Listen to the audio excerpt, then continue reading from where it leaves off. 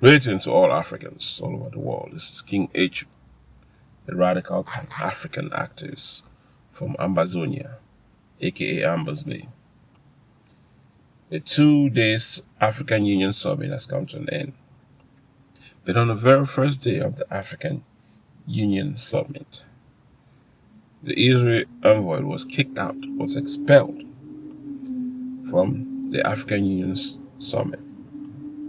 But why was this Israeli envoy expelled in the first place? Simple. He was never invited in the African Union Summit. Israel decided to go to the African Union Summit without invitation. If you're not invited to a place, you're not supposed to come. It's that simple. It's a simple ethic. If they don't want you at a place, don't go. But why do you think the Israel envoy was so arrogant about going to an organization that he was never invited in the first place? Because it's a simple reason. White people are arrogant. They think they own shit. White Jewish people are arrogant. White Europeans are arrogant. White people in general are arrogant. That's why he decided to go to the African Summit without invitation. He was never asked to come there. But he boldly went there in the first place. But he was kicked out. And that was the right move by the African Union Summit. That was the right move that they did. But there's something additional that also is happening, or at least something that I observe. There's a lot of stuff that needs to be discussed. But there are two things I want to talk about. And the second thing has to do with what happened on the last day of the African Union Summit. The African Union restated its policy of zero tolerance towards undemocratic changes of power on the African continent. Undemocratic changes. If you look at many African countries where you see these undemocratic changes happening, you have leaders there who have been there for more than 10 years, 20 years, even 30 years, or some even going 40 years. If you're in power for more than 10 years, is that democratic? The African continent or the African Union needs to change this idea of undemocratic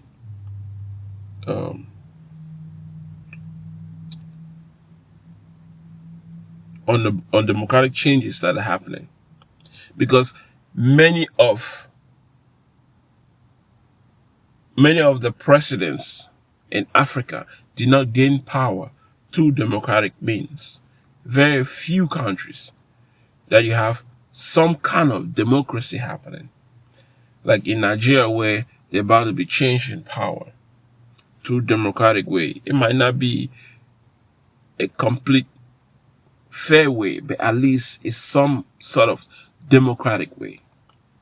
Look at Cameroon next to Nigeria. The president has been there for 40 years. And in those 40 years, there have been many coups, though those coups were unsuccessful. But there had been many coups. Which means that staying in power for over 10 years, or more than 10 years, is undemocratic. Which is why you have coups happening in the continent of Africa, in countries in the continent of Africa, when the leaders have been there for more than 10, 20, 30 years. That itself is undemocratic. And the African Union needs to address what is undemocratic. Not just look at coups that are happening. The reason why coups are happening is because those nations have become undemocratic based on the leaders who have been there in power for more than 10 years. If you're a president and you've been in power for more than 10 years, that's becoming undemocratic. And issues like that need to be addressed in the African Union, not just the issues concerning coups that are happening in the continent of Africa. Because there's a reason why there are those coups happen in the first place. Because those nations are undemocratic in the first place. When a leader has been there for more than 10 years, it's undemocratic. Like it or not, a leader should not be there for more than 10 years. Highest 10 years and out. But African leaders continue to stay in power for more than 10 years, 20 years, 30 years, and do not do much to change the situations in the countries in the continent of Africa, which is why other leaders are forced to have coups in the first place. So the African Union needs to address that.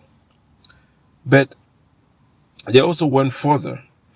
The African Union announced its intention to uphold suspension of Burkina Faso, Guinea, Mali, and Sudan, where they have coups leaders in those countries.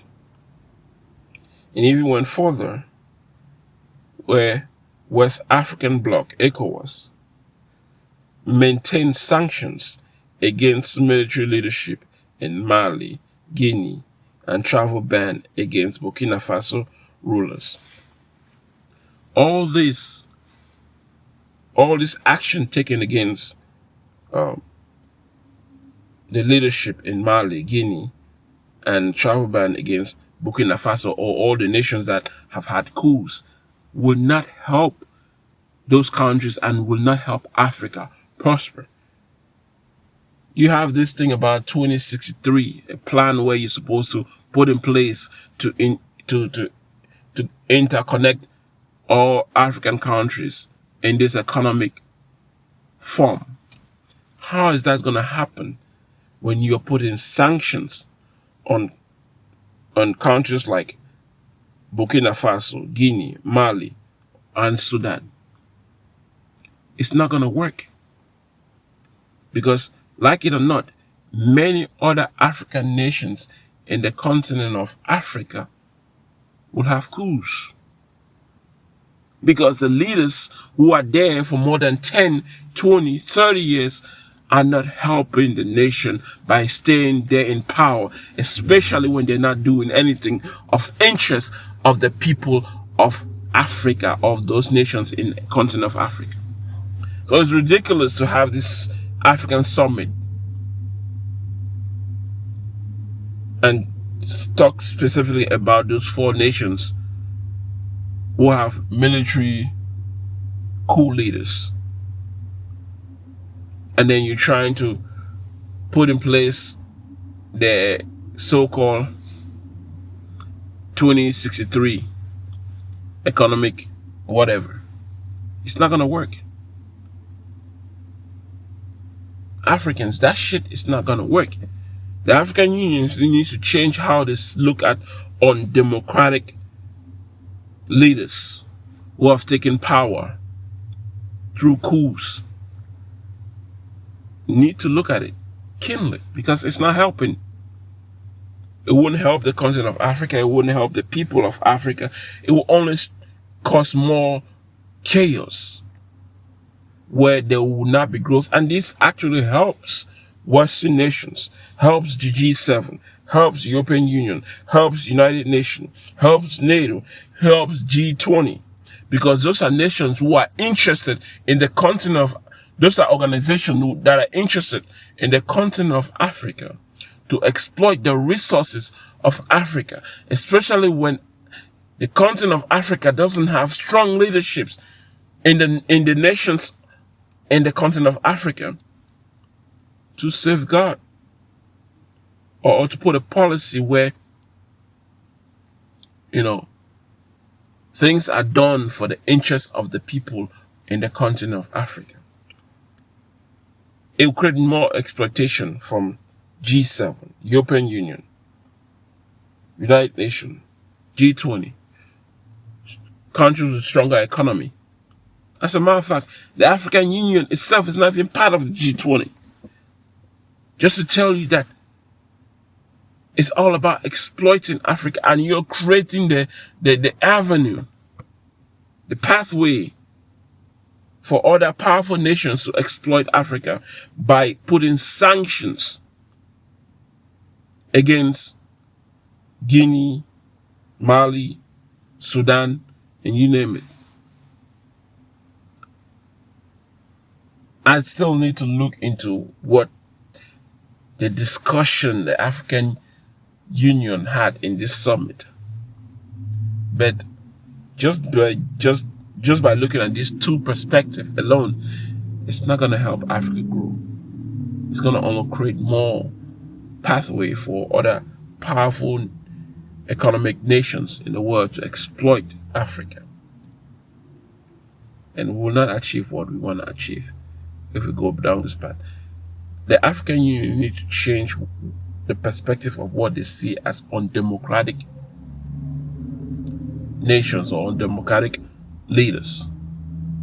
When you have leaders who have been there for 20, 30, more than 10 years, and you are trying to force the recent leadership from those four nations who has taken power because of bad leadership from the past, who has been there for more than 10, 20 years and not doing anything to benefit the nations.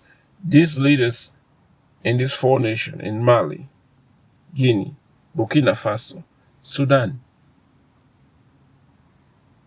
not so much about Sudan because Sudan has been a phenomenal with coups and major leadership. But these other three nations that you have leaders who have taken power through from the military part, taking power through coups to become presidents of those nations. You need to give them some room to see how they're gonna lead the nation, not just to force and corner them, because this is what nations like G7 or the G7 nations, European Union, NATO, which are all organizations used to exploit the continent of Africa, one way or the other. They're going to see this as an opportunity to do that. In a way, they are forcing you to act against those nations, which is against the interests of Africa and Africans in general. This African Union summit was a complete waste. This is King H. I'm out.